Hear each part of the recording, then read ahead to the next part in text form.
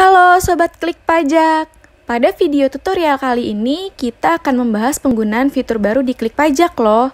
Penasaran apa fitur terbarunya? Yuk simak penjelasannya. Apakah Anda bekerja di perusahaan yang operasinya banyak berhubungan dengan vendor atau customer di luar daerah pabean seperti impor atau ekspor? Di video ini, saya akan menginformasikan cara cepat untuk input transaksi impor atau ekspor di perusahaan Bapak dan Ibu melalui modul impor dokumen lain di e-faktur Klik Pajak loh. Untuk langkah-langkahnya, simak video ini sampai habis ya. Sebelum kita masuk ke langkah-langkahnya, kita bahas dulu yuk apa itu dokumen lain. Buat Sobat Klik Pajak yang tahu, bisa komen di kolom komentar ya. Nah, dokumen lain adalah dokumen yang kedudukannya dipersamakan dengan faktur pajak. Alasan dokumen lain dipersamakan dengan faktur pajak yang pertama, karena faktur penjualan yang digunakan oleh pengusaha telah dikenal oleh masyarakat luas seperti kwitansi pembayaran telepon dan tiket pesawat udara. Yang kedua, karena terdapat dokumen tertentu yang digunakan dalam hal impor atau ekspor BKP berwujud. Lalu, sebagai bukti pemungutan pajak harus ada faktur pajak, sedangkan pihak yang seharusnya membuat faktur pajak atau pihak yang menyerahkan BKP atau JKP berada di luar daerah pabean. Untuk contoh-contoh dokumen tertentu yang dipersamakan dengan faktur pajak, Anda juga dapat mengakses artikel kami juga loh, cara input dokumen lain pajak masukan di e-faktur. Untuk linknya kami cantumkan di description box ya. Nah, untuk langkah-langkah mengimpor dokumen lain menggunakan fitur ini, yang pertama, Anda harus klik menu e-faktur, lalu Anda klik impor faktur, dan selanjutnya Anda akan diarahkan ke halaman seperti ini ya. Di halaman ini ada step by step bagaimana cara impor dokumen lainnya ya. Pada step pertama, Anda bisa mendownload template CSV yang sudah Klik Pajak sediakan loh. Caranya, Anda klik download template lalu bisa kita pilih sesuai dengan kebutuhan kita ya. Di sini ada beberapa pilihan templatenya nih. Sebagai contoh, saya akan mendownload template dokumen lain. Setelah berhasil di-download, maka tampilan filenya akan seperti ini ya. Nah, ini adalah template file CSV yang sudah kita download di Klik Pajak. Di sini ada headernya dan kita bisa langsung isikan saja sesuai dengan data dari dokumen lain. Sebagai informasi tambahan, untuk template dokumen lain, kita bisa inputkan atas dokumen lain keluaran dan masukannya. Jadi bisa digabungnya datanya menggunakan template ini. Dengan catatan data atas dokumen keluaran dan masukannya urut ya agar tidak berantakan. Yuk kita bahas cara pengisian templatenya. Dan ini adalah template yang sudah kita download di Klik Pajak setelah kita lakukan pengisian data dokumen lainnya untuk kita impor. Di sini saya akan jelaskan bagaimana cara pengisiannya. Bisa kita lihat bahwa ada header DKDM ya, yaitu dokumen keluaran dan dokumen masukan. Untuk pengisian DK dan DM bisa kita isi sesuai dengan header yang tercantum, seperti jenis transaksi, jenis dokumen, kode jenis transaksi sampai dengan tanggal approval. Untuk jenis transaksi dan jenis dokumen dapat disesuaikan ya pengisiannya dengan data dari dokumen keluaran dan masukan Anda.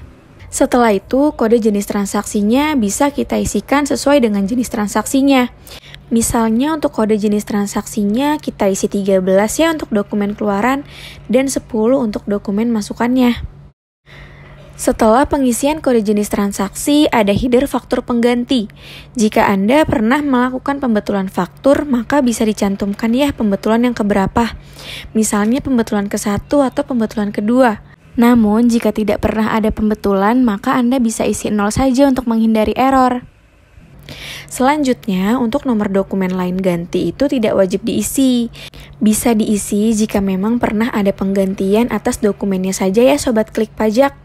Setelah itu, untuk nomor dokumen lain bisa kita isikan sesuai dengan data dari nomor dokumen lainnya. Dan lalu kita bisa isikan tanggal dokumen lain, tanggal, masa, dan tahunnya. Selanjutnya, untuk masa pajak dokumen lain, misalnya kita isi untuk masa pajak 1. Setelah itu, pada kolom tahun pajak dokumen lain juga bisa kita isikan misalnya untuk tahun ini ya, tahun 2022.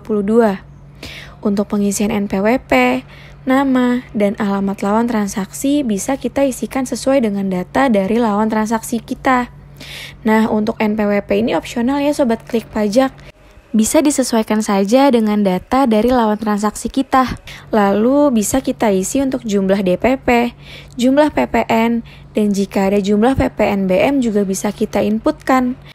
Namun, jika tidak ada PPNBM bisa kita isikan 0 saja untuk menghindari error. Setelah itu ada header keterangan nih Sobat Klik Pajak. Untuk header keterangannya itu juga opsional dan tidak wajib untuk diisi. Kalau di sini saya berikan contoh untuk keterangannya, kita isikan BKP ya. Lalu untuk FAPR atau faktur approval dan tanggal approvalnya opsional ya. Sekarang lanjut yuk untuk proses impornya. Di sini kita bisa lanjut ke step 3 untuk melakukan upload file CSV yang sudah kita buat.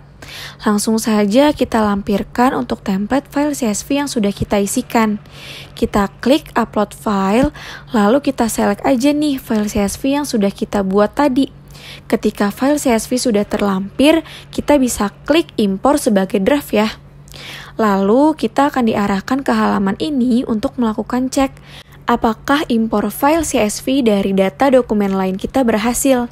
Jika berhasil, maka statusnya akan berubah menjadi berhasil impor. Kalau sudah berhasil diimpor, kita bisa langsung ke halaman dokumen keluaran dan masukannya nih. Nah, untuk dokumen lain keluarannya sudah terimpor ya. Begitupun dengan dokumen masukannya. Nantinya file tersebut akan berbentuk draft seperti ini ya. Karena statusnya masih belum approve, kita bisa melakukan cek ulang nih. Apakah ada yang ingin diubah atau tidak? Jika tidak ada yang ingin diubah, kita bisa langsung upload saja ya. Jika sudah diupload, maka statusnya akan approve seperti ini. Nah, bagaimana Sobat Klik Pajak?